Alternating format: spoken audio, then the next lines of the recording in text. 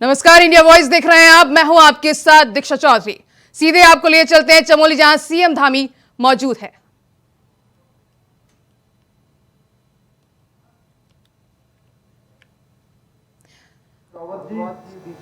और इस क्षेत्र के लोग गायिका जो सहज सरल और लगातार परिश्रम करने वाले लगन से जन जन की सेवा के लिए तत्पर रहने वाले जुझारू विधायक बहन कल्पना चौहान जी, भाई गोपाल राव खड़का जी इस क्षेत्र और वीर नारी इस कार्यक्रम में पधारी वीरांगना सभी मेरी मां समान पूज्य श्रीमती विमला जोशी जी, आए हुए अतिथिगण, लेफ्टिनेंट कर्नल मेरे सभी बड़े बुजुर्ग, डॉक्टर हरीश जोशी जी, माताएं बहनें, जिलाध्यक्ष भारतीय जनता पार्टी, नौजवान युवा श्री रमेश मैकुरी जी, उपस्थित पत्रकार और जिन्होंने हमारे इतना सुंदर यहाँ पर हम सबके सामने अपनी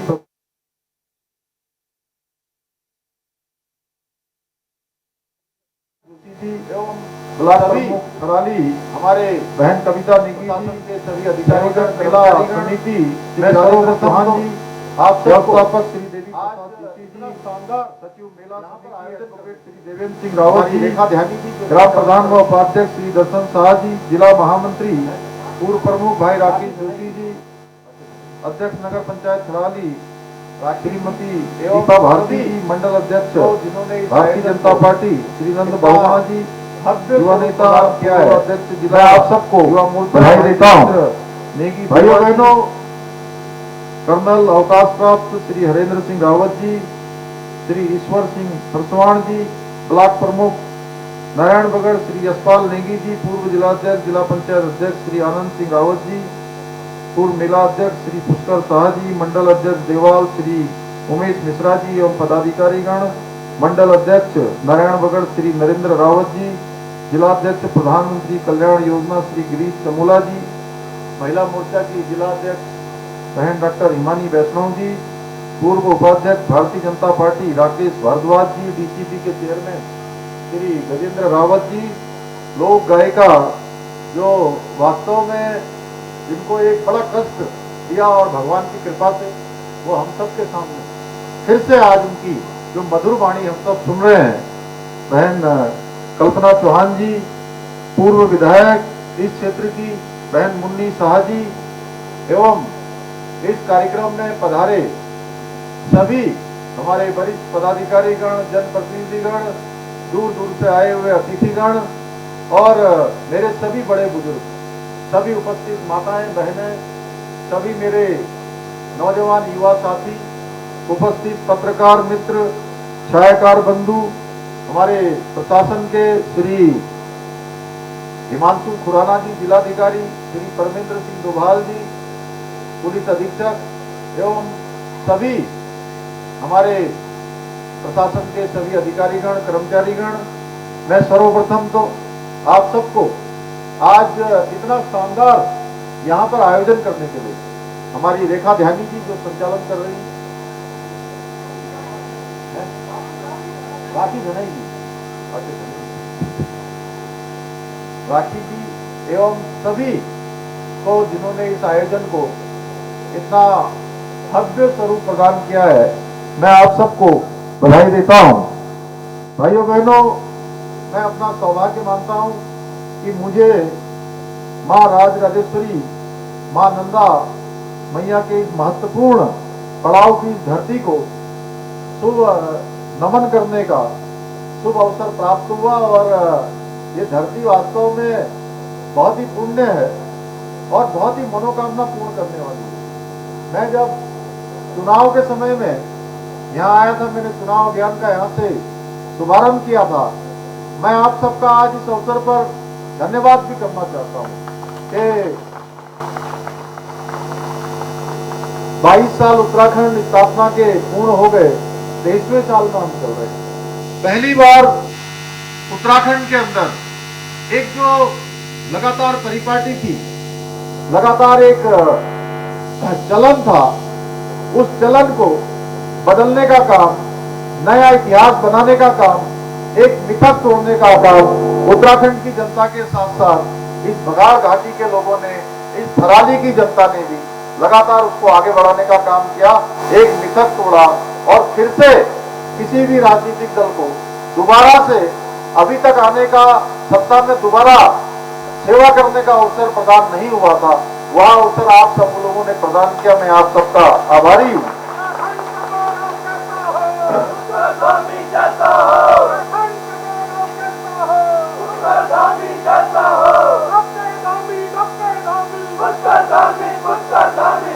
सर्वप्रथम मैं इस धरती के लाल अशोक चक्र से सम्मानित वीर शहीद भवानी जोशी जी को दोनों हाथ जोड़कर सर झुकाकर नमन करता हूं।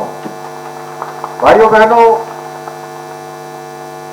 एक पूर्व सैनिक, एक सैनिक का पुत्र होने के नाते मेरे लिए भी यह गर्व का विषय है।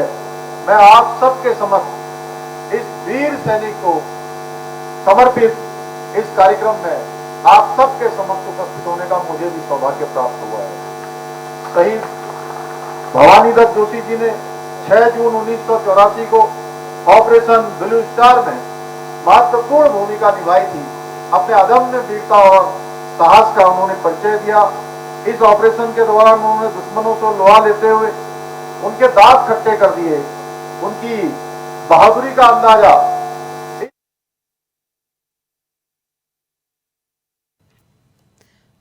चमोली से सीएम पुष्कर सिंह धामी को आप सुन रहे थे। फिलहाल बढ़ते हैं अगली खबर की ओर। कुश्ती संघ के अध्यक्ष और बीजेपी सांसद ब्रजभूषण शरण सिंह के खिलाफ धरना दे रहे पहलवान बजरंग पुनिया, साक्षी मलिक और विनेश फोगाट रेलवे में अपनी नौकरी पर वापस लौट आए हैं। उधर भारतीय किसान यूनियन और खाप नेताओं ने पहलवानों के समर्थन में 9 जून को जंतर मंतर पर बुलाए गए विरोध प्रदर्शन को रद्द कर दिया है। राकेश टिकैत ने बताया कि सरकार ने प्रदर्शन कर रहे पहलवानों से बातचीत शुरू कर दी है। ऐसे में हमने विरोध प्रदर्शन को रद्द कर दिया है। अब पहलवानों को सरकार के बीच बातचीत के नतीजे के आधार पर आगे की रणनीति तय होगी और विरोध किया जाएगा।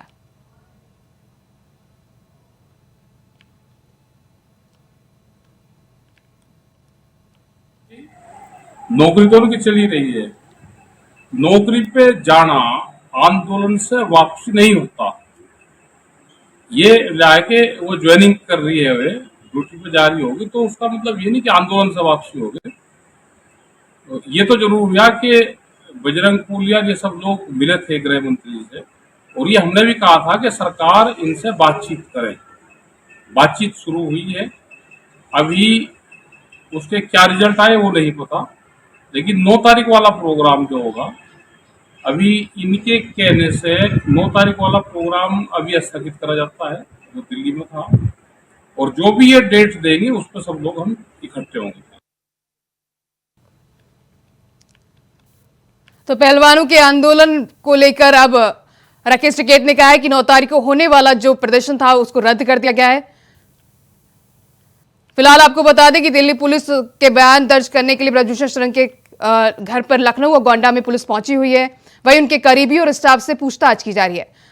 तो आपको बता दें, ब्रजभूषण शरण के खिलाफ प्रदर्शन कर रहे पहलवान अब वापस अपनी रेलवे की नौकरी पर लौट गए हैं, जिसको लेकर कई तरह के सवाल, कई तरह के बयान सामने आ रहे थे। लोग कह रहे हैं कि प्रदर्शन कर रहे पहलवानों ने क्या आखिरकार अपना जो प्रदर्शन है ब्रजभूषण के खिलाफ क्या खत्म कर दिया है। तो इसके लेकर कई तरह की राजनीतिक सवाल भी सामने आए हैं।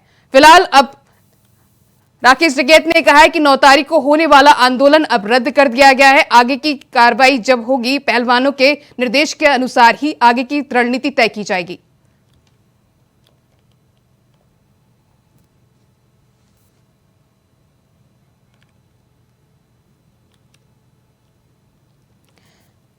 वहीं इस खबर पर ज्यादा जानकारी के लिए हमारी संवाददाता स्वीटी दीक्षित न्यूज रूम से लाइव जुड़ गए हैं। स्वीटी, देखा जा रहा है कि पहलवानों का प्रदर्शन लगातार 1 महीने से अधिक समय के बाद लगातार जारी है अभी भी। उसके बाद भी अब 3 जून को गृह मंत्री से उनकी मुलाकात हुई।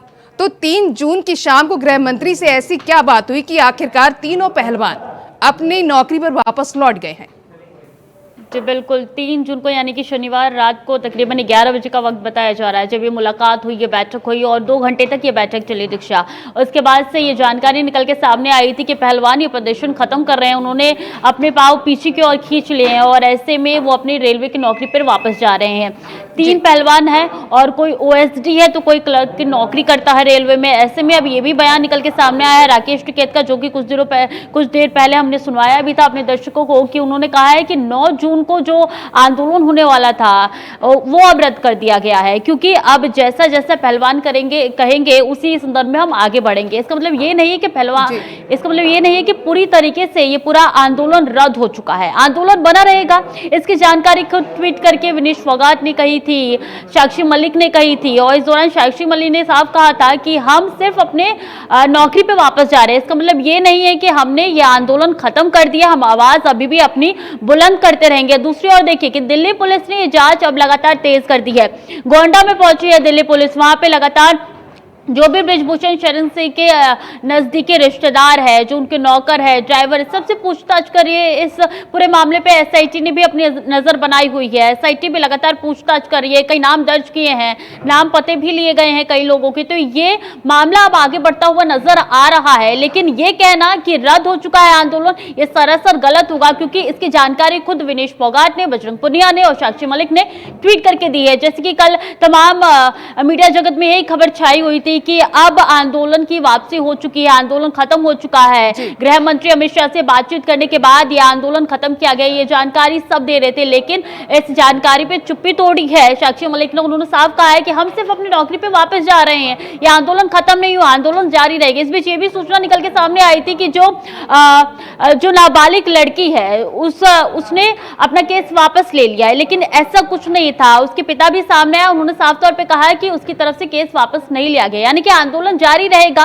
समर्थन लगातार बना रहेगा। अब देखना होगा कि आगे कितने दिन में यह महापंचायत होती है या आंदोलन होती है, क्योंकि वो तस्वीर भी हमें याद है 28 मई की, जब किस तरीके से पहलवानों का तंबू उतारा गया था, आंदोलन खत्म किया गया था। और वो दिन भी याद है दीक्षा, जब हमने देखा था कि हरिद्वार में किस तरीके से पहलवानों की भीड़ लगी हुई थी, वहां पे नरेश टिकैत भी पहुंचे थे, उनके समझाने बुझाने के बाद वो मैजल प्रवाहित नहीं किया गया था। अब देखना होगा कि किसान कितना समर्थन देते हैं, क्योंकि जानकारी भी निकल के सामने आ रही है कि हो सकता है कि किसान अपना समर्थन वापस ले सकते हैं, लेकिन जैसे कि राकेश टिकैत ने साफ तौर पे कहा है कि पहलवानों के कहे अनुसार, निर्देशानुसार ही हम आगे चलेंगे और यह आंदोलन जारी रहेगा।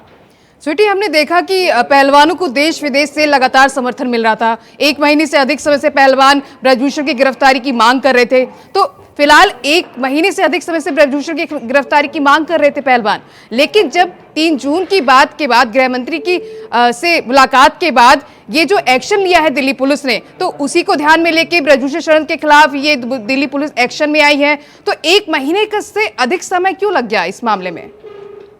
जांच पड़ताल में टाइम लगता है, वक्त लगता है, क्योंकि ये मामला एकदम संगीन हो चुका है, ये मामला अपर लेवल पे पहुंच चुका है। और ऐसे में सुप्रीम कोर्ट में गुहार लगाई गई थी पहलवानों की तरफ से और सुप्रीम कोर्ट में अर्जी दायर की गई थी कि आप इस मामले में एक्शन लीजिए। सुप्रीम कोर्ट का ये फैसला भी निकल के सामने आया था कि तब उसके बाद दिल्ली के कनॉट प्लेस में ये केस दर्ज हुआ था और लगातार इस पे कार्रवाई जारी थी। बीच में ये भी जानकारी निकल के सामने आई थी कि कोई भी ऐसी जानकारी, ऐसी सबूत ना होने के कारण ये केस बंद कर दिया गया है, लेकिन दिल्ली पुलिस ने साफ तौर पे कह दिया केस बंद नहीं हुआ है, जानकारी जुटाई जा रही है। इसी संदर्भ में अब गोंडा में पहुंची है, बृजभूषण शरण सिंह के घर पहुंची है दिल्ली पुलिस। अब वहां पे जांच पड़ताल दीक्षा लगातार हो रही है और ये काम सीधे सीधे आगे बढ़ता हुआ नजर आ रहा है। अब देखना होगा कि क्या कुछ जांच पड़ताल में निकल के सामने आता है, क्योंकि पिछले दिनों जो भी जानकारी निकल के सामने आई थी उस पर दिल्ली पुलिस ने साफ तौर पर कह दिया कि केस बंद नहीं हुआ है, लगातार जांच आगे बढ़ रही है और बढ़ती रहेगी जब तक इस केस के एकदम चरम पे नहीं पहुंच जाते और कोई ऐसा सबूत नहीं मिल के आता जिससे साबित हो सके कि बृजभूषण शरण सिंह के ऊपर जो अपराध के मामले दर्ज हुए वो सही है या नहीं है। स्वीटी, तमाम जानकारी साझा करने के लिए आपका बहुत बहुत शुक्रिया। तो आपको बता दें कि पहलवानों के खिलाफ 9 तारीख को होने वाला प्रदर्शन किसानों ने रद्द कर दिया है। फिलहाल बढ़ते हैं अगली खबर की ओर। अगली खबर कानपुर से बड़ी खबर सामने आ रही है, जहां डिप्टी सीएम ब्रजेश पाठक ने अखिलेश यादव पर बड़ा हमला बोला है। लखीमपुर में सपा की मीटिंग रोड शो पर उन्होंने हमला बोला है। सपा का जनाधार समाप्त हो चुका है। ब्रजेश पाठक ने बड़ा बयान दिया है। उन्होंने कहा है कि प्रदेश की जनता इनके बारे में जान चुकी है, सपा की मानसिकता क्या है जनता समझ चुकी है। ब्रजेश पाठक ने कहा है उन्होंने कहा है कि जनता ने पूरी तरह इन्हें किनारे लगा दिया है। ब्रजेश पाठक ने बड़ा बयान दिया है। उन्होंने कहा है कि कोई भी कवायद उनके काम नहीं आएगी। 9 साल के कार्यकाल को लेकर जनता तक पहुंच रही है बीजेपी। उन्होंने कहा है कि लगातार बीजेपी 9 साल के कार्यकाल को लेकर जनता तक पहुंच रही है। साथ ही उन्होंने कहा कि लोकसभा चुनावों से पहले महागठबंधन पर उन्होंने कहा कि गठबंधन से आज तक कोई सफल नहीं हुआ। उनका जनाधार समाप्त हो चुका है। अपराधियों को जिस ढंग से अपने शासनकाल में सपा ने पुष्पित पल्लवित पूर्व में करके रखा है, प्रदेश की जनता इनकी कलई जान चुकी है। पर्दे के पीछे इनकी मानसिकता क्या है समझ चुकी है। इनको प्रदेश की जनता ने बुरी तरह से किनारे लगा दिया है। कोई भी कवायद इनके काम नहीं आएगी, क्योंकि अपराधी जो आज तक तांडव प्रदेश में किए हैं वो इनके ही राजपाट में पुष्पित पल्लवित होते रहे हैं। भ्रष्टाचार आकंठ डूबी हुई सरकारें समाजवादी पार्टी की रही हैं। उत्तर प्रदेश में माननीय प्रधानमंत्री नरेंद्र मोदी जी की गरीब कल्याण योजनाएं जन जन तक पहुंची हैं। लोगों का भरोसा बीजेपी पर बढ़ा है। लोगों के जीवन स्तर में बदलाव लाने में आदरणीय मोदी जी सफल हुए हैं। भारतीय जनता पार्टी के आदरणीय मोदी जी के 9 वर्ष के कार्यकाल को लेकर के जन जन तक पहुंच रही है। फिलहाल वक्त हो चला है छोटे से ब्रेक का, फौरन हाजिर होंगे। ब्रेक के बाद आपका स्वागत है। रुक करते हैं अगली खबर का। अगली खबर दिल्ली से आ रही है। सुप्रीम कोर्ट में अब्बास अंसारी की याचिका पर सुनवाई टल गई है। आपको बता दें, बड़ी खबर इस वक्त ही अब्बास अंसारी के खिलाफ जमीन के फर्जीवाड़े का मामला था, जिसको लेकर आज सुनवाई टल गई है। जमीन के फर्जीवाड़े के मामले को रद्द करने की मांग की गई थी। माफिया मुख्तार अंसारी का बेटा अब्बास अंसारी की सुनवाई होनी थी, जिसे आज रद्द कर दी गई है। अब्बास अंसारी की तरफ से सुनवाई टालने की मांग की गई थी। अब्बास अंसारी ने इलाहाबाद हाई कोर्ट के फैसले को चुनौती दी है। आपको बता दें, माफिया मुख्तार अंसारी का बेटा अब्बास अंसारी की सुनवाई पर आज टालने की मांग की गई थी, जिस पर आज सुनवाई टल गई है। अब्बास अंसारी ने की तरफ से सुनवाई टालने की मांग की गई थी। अब्बास अंसारी ने इलाहाबाद हाई कोर्ट के फैसले को चुनौती दी थी।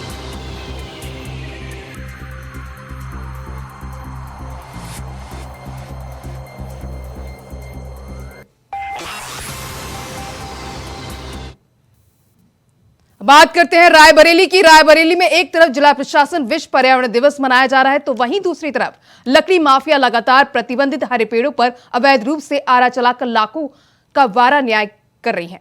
बता दें कि जिम्मेदारी अधिकारी मौन दिखाई दे रहे हैं। वहीं स्थानीय लोगों ने वन विभाग और पुलिस की मिलीभगत से यह अवैध काटने का आरोप लगाया है।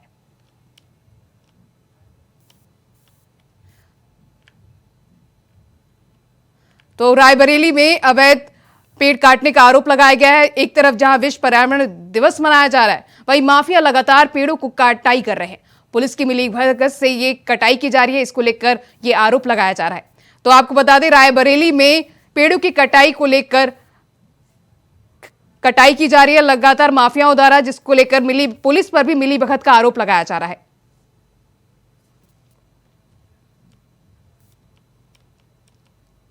उधर बस्ती के गौर थाना क्षेत्र में एक गांव में देर रात दिल दहला देने वाली घटना सामने आई। आरोप है कि 3 युवकों ने नाबालिग लड़की के साथ दुष्कर्म किया, जिससे वो बेहोश हो गई और उसकी मौत हो गई। जिसके बाद तीनों ने शव को ठिकाने लगा दिया। जानकारी के मुताबिक मोनू शाहानी नाम के युवक ने लड़की को बहला फुसला कर बुलाया था। जब लड़की मोनू के पास पहुंची तो 2 अन्य लोग उसको घर के अंदर ले गए और उसके साथ वारदात को अंजाम दिया।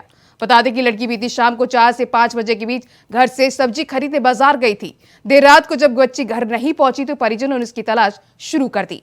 फिलहाल मामले में पुलिस ने एक युवक को गिरफ्तार कर लिया है।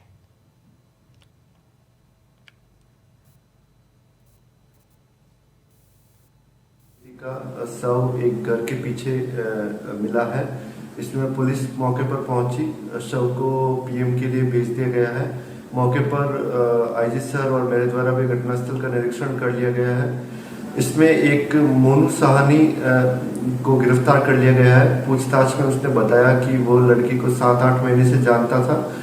उसने आज बात करके बुलाया और उसमें इंटरकोर्स के दौरान ब्लीडिंग शुरू हो गई, तो इन्होंने डर के मारे किसी को बताया नहीं और ज़्यादा ब्लीडिंग होने के कारण लड़की बेहोश हो गई और अंधेरा होने का वेट किया। उसमें लड़की अनकॉन्शियस हालत में उसने बॉडी को शिफ्ट किया, उससे लड़की की मृत्यु हो गई है। इसमें लड़की को अरेस्ट करके अग्रिम कार्रवाई प्रचलित है। अन्य बिंदुओं पर भी।